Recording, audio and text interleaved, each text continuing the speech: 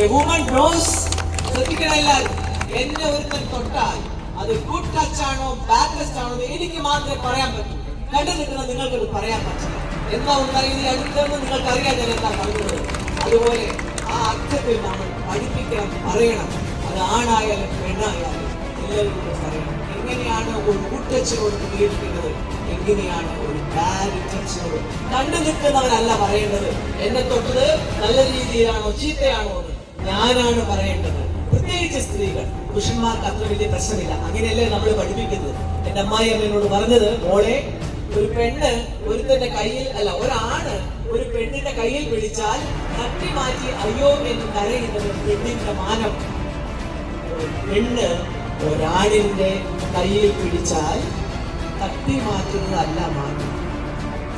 പഴയ തലമുറയുടെ ഒരു വ്യാഖ്യാനമാണ്. ഇത് കേട്ട് വളരുന്നവരാണ്. ഒരവസരം കിട്ടിയാൽ ഒരു സ്ത്രീയെ ഉപയോഗിക്കാം എന്ന് വിചാരിക്കുന്ന ഒരു സാംസ്കാരിക പൈതൃകം കുറച്ചെങ്കിലും ആൾക്കാർക്കുണ്ട്. എല്ലാവർക്കും ഞാൻ പറയില്ല, അല്ലാത്തൊരു ഇഷ്ടം പോലെ. അവർ ജീവിച്ചു വളരുന്ന നമുക്കൊക്കെ പുതിയ തലമുറയ്ക്ക് വ്യക്തമായിട്ട് അറിയാം, ഇഷ്ടമില്ലെങ്കിൽ തുടരുത്. തുടരുത് എന്ന് പറഞ്ഞാൽ തുടരുത്, കൈ തട്ടി മാറ്റിയാൽ ഒരിക്കലും തുടരുത്. അപ്പൊ ആ ഒരു ധാരണ